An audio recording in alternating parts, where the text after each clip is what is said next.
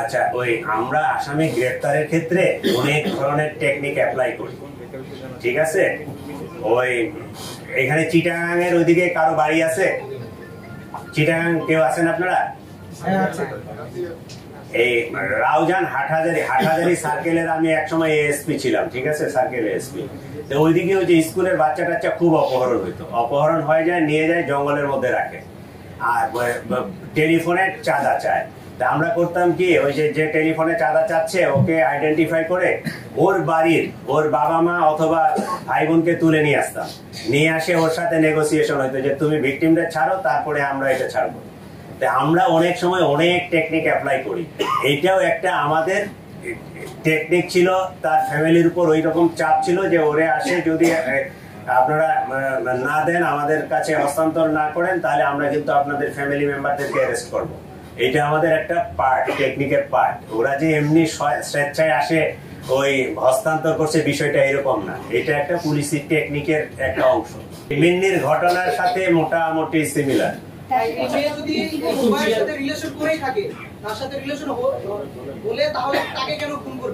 এটার জবাব তো আসলে আমি দিতে পারবো না, জবাবটা সেই দিতে পারবে। আমরা যেটা পাইছি সেটা হচ্ছে যে আসলে কম বয়স্ক তো, 18 বছর, সে মনে হয় ওই ডিসিশন নিতে পারতেছিল না। সে যখন মাহিরের কাছে যায়, মাহিরের সাথে তার দীর্ঘদিনের পরিচয়, দীর্ঘদিনের প্রেম, ঠিক আছে? সে মাহিরের কাছে যখন গেছে, মাহিরকে সে বলছে যে জুবাইরকে না সরালে আমি আসলে তার কাছ থেকে সরে আসতে পারবো না। আচ্ছা, এই যে আপনি বলেন যে ওই সময় পোস্ট দিয়েছে, এটা কি তারা হত্যার উদ্দেশ্যে দিয়েছে নাকি এমনিতে আঘাত করতে গিয়ে তাকে ভয় দেখানোর উদ্দেশ্যে আঘাত করতে গিয়েছে, সে নিহত হয়েছে? আমরা ধরে নিব যে হত্যার উদ্দেশ্যেই দিছে। ও যদি আঘাত করার জন্য হয়তো তাহলে পায়ে হাতে অন্য কোনো জায়গায় দিতে পারতো, একটা ভয় দেখাতে পারতো। যেহেতু গলায় পোস্টটা দিছে, এখানে কাটছে, সেটা আমরা ধরে নিব যে সে হত্যার উদ্দেশ্যে দিছে। এইটা রাজনৈতিক কোনো বিষয় এখানে নাই, এটা ত্রিভুজ প্রেমের কাহিনী, কমপ্লিটলি ত্রিভুজ প্রেমের কাহিনী। এটাকে রাজনৈতিক কালার দেওয়ার কোনো সুযোগ নাই, বা আমরা ওইদিকে তেমন কিছু পাইও নাই, ঠিক আছে? আর এই জিনিসটা ডিসক্লোজ হয়েছে সম্ভবত, মেয়েটা চালু, দুই দিকে সে সম্পর্ক বজায় রাখছে। একটা পর্যায়ে মাহির বোধহয় এটা টের পাইছে, ও যখন চার্জ করছে, এটা কবে নাগাদ, 26শে সেপ্টেম্বরের পরে তাদের মধ্যে পরিকল্পনা আসে যে তাকে আমরা সরাই দিব। নজরুল ভাই, একটা হত্যাকাণ্ড হলে আমরা দেখছি যে আইন শৃঙ্খলা বাহিনীর নিরাপত্তা নিয়ে বা প্রশ্ন উঠে, আসলে কি আইন শৃঙ্খলা বাহিনীর মানে এখন আগের মতো একসঙ্গে দিতে পারছে না, না অন্য কোনো ধরনের আছে? নির্বাচনকে সামনে রেখে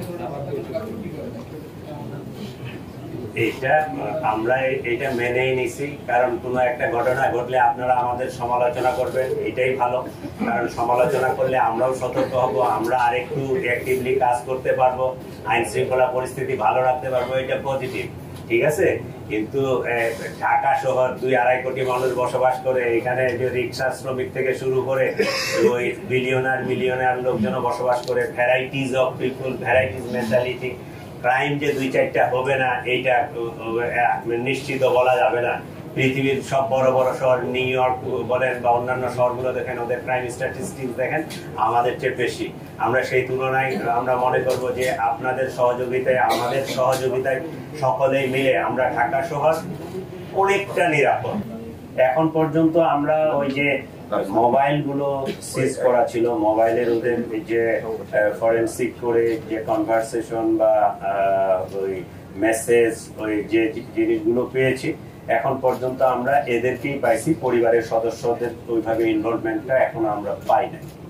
এই জিনিসটা আমারও নলেজে কালকে আসছে, এইটা এরকম হওয়ার সুযোগ নাই, কারণ আমার এসি, এডিসি, ডিসি তারা পার্সোনালি ইনভলভ। এইরকম একটা যখন ঘটনা ঘটে গেছে, আর জগন্নাথ ইউনিভার্সিটির ছাত্র, বিষয়টা অনেক সেন্সিটিভ।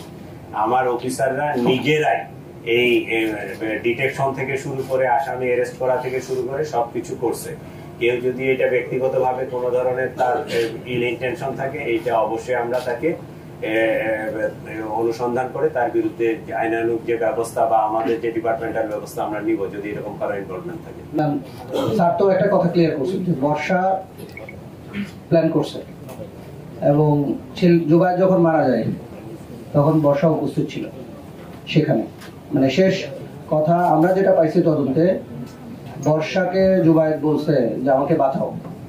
এখন পর্যন্ত তদন্তে যতটুকু পাইছে, বর্ষা বলছে তুমি না আসলে আমি মাহিরের হব না, এই টাইপের একটা ইয়া ছিল। আর আমাদের তদন্তে যেটা উঠে আসছে, দোতলা থেকে সে বাঁচার জন্যই মূলত, বর্ষাদের বাসা তো 5 তলায়, 3 তলায় বর্ষার 3 তলায় সিঁড়ি গোড়ায় ছিল এবং সে পুরা নিচের ইয়েটা দেখছে। ওই যে হত্যাকাণ্ড যে হয়েছে বর্ষা নিজে কনফার্ম হয়েছে। কনফার্ম হওয়ার পরে জুবায়েদ দোতলায় বেল ছিল, কলিং বেল বাজানে দরজায় ধাক্কা দিছে। দরজাতে ধাক্কা যখন দিয়েছে তার রক্ত দরজা দিয়ে গড়ায় এখানে নিচে পড়ছে।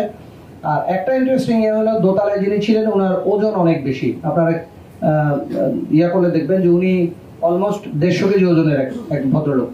উনি উঠে যখন দরজা খুলছেন, মানে অনেকক্ষণ সময় লাগছে, আমাদের তদন্তে এটা আসছে আর কি। উনি উঠে যখন দরজা খুলছেন ততক্ষণে মাহির 3 তলায় পৌঁছে গেছে। দোতলায় ধাক্কা 3 তলায় পৌঁছানোর পরে সে ইয়াকে পাইছে, বর্ষাকে পাইছে। ওইখানে এসে বর্ষাকে বলছিল আমাকে বাঁচাও।